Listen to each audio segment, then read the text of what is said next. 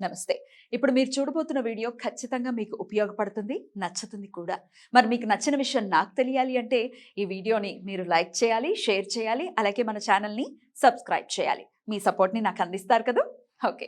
ఇప్పుడు వీడియోని స్టార్ట్ చేద్దాం. నమస్తే. Welcome to our channel. నేను పద్మిని. ప్రస్తుతంతో పాటు ప్రముఖ ఆధ్యాత్మికవేత్త, జ్యోతిష్య పండితులు, అమ్మవారి సేవకులు, దత్త గణపతి ఉపాసకులు మురళీధర శర్మ గారు మనతో పాటు ఉన్నారు. మాట్లాడండి. నమస్కారం అండి. మహాదేవ శ్రీమాత ఫిబ్రవరి మాసం వచ్చేస్తోంది మురళి గారు. అమ్మ. రకరకాల గ్రహ మార్పులు కూడా జరుగుతున్నాయి, అవును. కంజంక్షన్స్ ఉన్నాయి కొన్ని గ్రహాల మధ్య. అవును. సో ఎలా ఉండబోతోంది ద్వాదశ రాశుల వారికి ఈ ఫిబ్రవరి మాసం అనేది తెలుసుకోవాలనుకుంటున్నామండి. ముందుగా అసలు ఏ ఏ గ్రహాలు కలిసి ఉండబోతున్నాయి, మొత్తం 1 మంత్ ఎలా ఉండబోతుంది గ్రహస్థితి అనేది ఒక్కసారి చెప్పిన తర్వాత మనం రాశులలోకి వెళ్దాం. తప్పకుండా రెడ్ టీవీ భక్తి ప్రేక్షకులకు ఫిబ్రవరి నెలకు సంబంధించినటువంటి రాశి ఫలాలు ఏవైతే ఉన్నాయో దానికి సంబంధించి గ్రహచారము గోచారం అనేటువంటిది ఉంటుంది అనేటువంటి విషయాన్ని మీరు గమనించగలరు.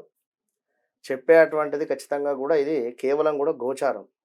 గోచారానికి సంబంధించి మీకు దీని నుండి ఫలితాలు తక్కువగా కనబడినా కూడా మీ గ్రహచారము అంటే మీరు పుట్టినటువంటి సమయంలో ఏర్పడేటువంటి లగ్నం ఏదైతే ఉంటుందో దాన్ని ఆధారంగా చేసుకొని ఏర్పడినటువంటి లగ్నము, ఆ యొక్క 12 చక్రాసు, ఏ గ్రహం ఎక్కడ ఉంది అనేటువంటి దాన్ని బట్టి రిజల్ట్ మీకు ఉంటుంది.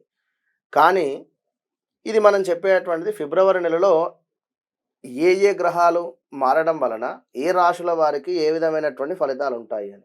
ఇందులో మనం చెప్పేటువంటి విషయం కొందరికి సంఘటనలు జరిగి ఉండవచ్చును, కొందరికి జరిగి ఉండకపోవచ్చు. మీరు ఖచ్చితంగా కూడా కనెక్ట్ కావాలి. ఎవరికైనా కూడా కనెక్ట్ అయితేనే ఫలానా డాక్టర్ వద్దకు వెళితేనే యొక్క జబ్బు అనేటువంటిది నయం అవుతుంది అనేటువంటిది ఎంతవరకు సత్యమో ఖచ్చితంగా కూడా ఫలానా వారు గురువు గారు చెప్పినటువంటి ప్రిడిక్షన్ కరెక్ట్గా అనిపించింది నాకు అనేటువంటిది కూడా మీకు అనిపించాలి. ఎందుకంటే చాలా కామెంట్స్లో కూడా చూడడం జరుగుతూ ఉన్నది.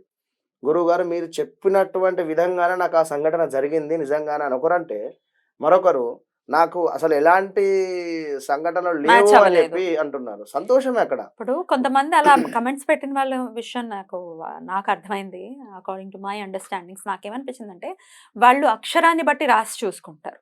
అవును. అది కూడా కొంత ఇబ్బంది పెడుతుంది. ఎందుకంటే అక్షరాన్ని బట్టి రాసి చూసుకుంటే అక్యురేట్ రిజల్ట్స్ వస్తాయని లేదు. ఒక్కొక్కరు ఒక్కొక్కటిలా చెప్తూ ఉంటారు. 100% మనకు కనిపించాలి, పోనీ 100 కాదు, 50% అయినా మనకి గోచారానికి సంబంధించి మనకు కనిపించాలి అంటే మన రాశి, లగ్నం పర్ఫెక్ట్‌గా మనకు తెలిసి ఉండాలి. తెలిసి ఏమండి? ఉండాలి అంతేనా? ఖచ్చితంగా కూడా. హ్మ్. కనుక మీరు ఈ యొక్క సబ్జెక్టును అర్థం చేసుకోండి. ఏదో కర్కాటక రాశికి బాగాలేదు అంటే బాగాలేదు అని చెప్పి నాది కర్కాటక రాశి అని చెప్పి అనుకోవద్దు. కనుక మీకంటూ ఒక డేట్ ఆఫ్ బర్త్, పుట్టిన సమయాన్ని బట్టి నిర్ధారణ ఉంటుంది. దాన్ని బట్టే మీరు ముందుకెళ్ళాలి. ఇక అవి లేవు అనుకుంటే అది సెకండరీ విషయం. దానికి సంబంధించింది చాలా టాపిక్స్ మాట్లాడడం జరిగింది. మీరు చూసుకోండి. ముందుగా హ్మ్. మరి గ్రహస్థితి ఎలా ఉందండి ఫిబ్రవరి మాసంలో? ఫిబ్రవరి మాసానికి సంబంధించి మనకు యొక్క సూర్య భగవానుడు మకరంలోకి రావడము మనకు మకర మకర సంక్రాంతి నాడు. సంక్రాంతిని హ్మ్. పురస్కరించుకొని అది పెద్ద గ్రహమే. హ్మ్. ఈ శని భగవానుడు ఎక్కడైతే ఉన్నాడో అక్కడే కుంభంలోనే ఉన్నాడు. తనకు సంబంధించి ఎలాంటి మార్పు లేదు. గురువు గారు కూడా మేషంలోనే ఉండడం జరిగింది. కనుక తనకు సంబంధించింది ఏది లేదు. చూసుకున్న రాహుకేతువులు అక్కడే ఉన్నారు. ఇక్కడ కన్యలో, అదేవిధంగా అక్కడ హ్మ్. మన మీనంలో. మీనంలో హ్మ్. రాహువు. ఇక శుక్రుడు, కుజుడు, అదేవిధంగా బుధుడు, ఈ 3 గ్రహాలు మాత్రమే మారేటువంటి పరిస్థితి. ఈ 3 గ్రహాలు మారేటువంటి సందర్భంలో ఇక్కడ బుధాదిత్య యోగము ఏర్పడుతుంది. విన్నరా? ఫస్ట్ సూర్యుని వద్దకు బుధుడు వెళ్ళిపోతూ ఉన్నాడు. దానిని బుధాదిత్య యోగము. ఇది కొన్ని రోజులు కొన్ని రాశుల వారికి. అటు పిమ్మట కుజుడు వెళ్ళడం జరుగుతున్నది, అదే సూర్యుని వద్దకు. నెక్స్ట్ శుక్రుడు వెళ్ళడం జరుగుతున్నది. 4 గ్రహాలు ఒకే దగ్గర గ్రహ ఉండిపోతున్నాయి. యుద్ధం కూడా ఏర్పడేటువంటి పరిస్థితి ఉన్నది. ఎగ్జాక్ట్‌లీ. కనుక ఈ గ్రహాలను బేస్ చేసుకొని ఎవరికి బాగుంది, ఎవరికి బాగలేదు అనేటువంటి దాని ఇప్పుడు గురించి చూద్దాం. మనం మాట్లాడుకుందాం. షూర్. మురళి గారు, మరి మిథున రాశి వారికి ఎలా ఉండబోతుందండి ఫిబ్రవరి మాసం? మిథున రాశి అంటేనే ఇస్మార్ట్ శంకర్ అనుకోవచ్చును. Double mind set. ఎందుకలా? ఎందుకు అంటే హ్మ్. వారు ఒక్కరే అయినప్పటికీ కూడా ఒక 2-3 వర్కులు చేసేటువంటి సత్తా కలిగినటువంటి వారు. అక్కడ అది విషయం నేను చెప్పింది. ఎందుకు అంటే వారు బాగా బ్రెయినీస్. వారొక్కరే ఏదైనా మెడికల్ రిప్ ఉండవచ్చును, లేదా ఇంకో దానిలో స్లీపింగ్ పార్ట్నర్ ఉండవచ్చును, లేదా ఇంకేదైనా ఎల్ఐసికి సంబంధించి చేసుకోవచ్చును. ఒక్కరే 3-4 రకాలుగా కూడా సంపాదించేటువంటి తెలివి ఉండేటువంటి వారు. Right. వ్యాపారంలో బాగుండేటువంటి పరిస్థితి. Hmm.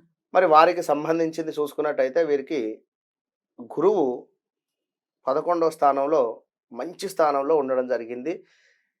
నేను ఇంతకుముందు వీడియోలో చెప్పాను, ఇప్పుడు చెప్తూ ఉన్నాను. అష్టమ శని ప్రభావము ఇప్పటికీ ఇంకా పోలేదు.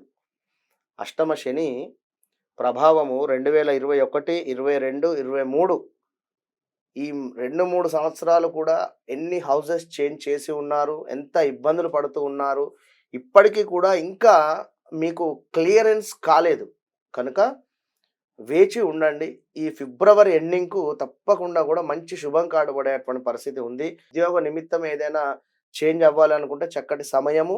అదే విధంగా శని భగవానుడు కూడా మీకు చక్కటి స్థానంలో ఉండడం జరిగింది. శని భగవానుడు కూడా 9వ స్థానంలో ఉండడం జరిగింది. 9వ స్థానం అంటే ఏమిటంటే పూర్వజన్మ సుకృతము. అదే విధంగా మీ తండ్రికి సంబంధించినటువంటి లావాదేవీలు కానీ ఇంకేదైనా ఎక్సెట్రా చక్కగా కూడా ఇక్కడ మీరు ఒకటే గ్రహించుకోండి.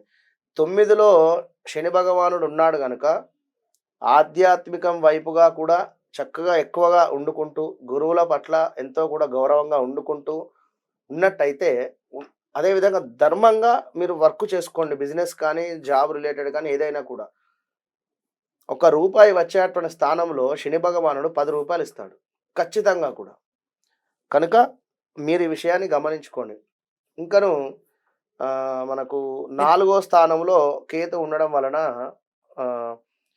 కాస్త అర్ధాష్టమ కాలసర్పదోషం అని చెప్పుకోవచ్చు. ఏ విధంగానైతే మనము అర్ధాష్టమ శని అనుకుంటున్నామో అదే విధంగా అర్ధాష్టమ కాలసర్పదోషం అని చెప్పుకోవచ్చును. ఖచ్చితంగా కూడా మీరు కుదిరితే ఈ ఒక సంవత్సరం దాకా ఉంటుంది ఈ యొక్క కేతువు కానీ రాహువు కానీ. అక్కడ తప్పకుండా ఈ 2024లో తిరుపతి కాళహస్తి ఒకసారి సందర్శనం చేసుకోండి. కాళహస్తిలో రాహుకేతు పూజ తప్పకుండా కూడా చేసుకోండి. లేదు ఎవరైనా మీకు నమ్మకస్తులు ఉన్నట్టయితే తప్పకుండా కూడా మనకు కేతువుది ఉన్న రాహుది ఒక్కసారి జపం చేయించుకోండి. మంచి ఫలితం ఉంటుంది. ఇక వివాహం కాని వారికి తప్పకుండా కూడా మంచి సంబంధం వచ్చేటువంటి పరిస్థితి ఉంది ఈ యొక్క ఫిబ్రవరిలో 100% కూడా. వివాహానికి సంబంధించి యాసిడిటీ కావచ్చును, స్టమక్ రిలేటెడ్ కావచ్చును, సమయానికి భోజనం చేయకపోవడము లేదా దొరకకపోవడము ఇవన్నీ కూడా జరుగుతూ ఉండేటువంటి పరిస్థితి ఉంది. ఏది మిథున రాశి వారికి కాస్త హెల్త్ రిలేటెడ్ మాత్రం జాగ్రత్తగా ఉండండి తప్పకుండా కూడా. మరి హెల్త్ కోసం వీళ్ళు చేసుకోవాల్సినటువంటి పరిహారాలు ఏంటండి? హెల్త్ కోసము తప్పకుండా కూడా సూర్యునికి సంబంధించిందే. మనకు 8వ స్థానంలో ఉంటున్నాడు సూర్యుడు. అదే విధంగా కుజుడు, శుక్రుడు కూడా రాబోతున్నాడు. స్కిన్ రిలేటెడ్ ఇబ్బందులు కానీ వచ్చేటువంటి పరిస్థితులు కూడా ఉన్నాయి. కనుక అంటే ఎలర్జీ టైప్ ఆఫ్ ఏదైనా ఎలాంటిదైనా కూడా.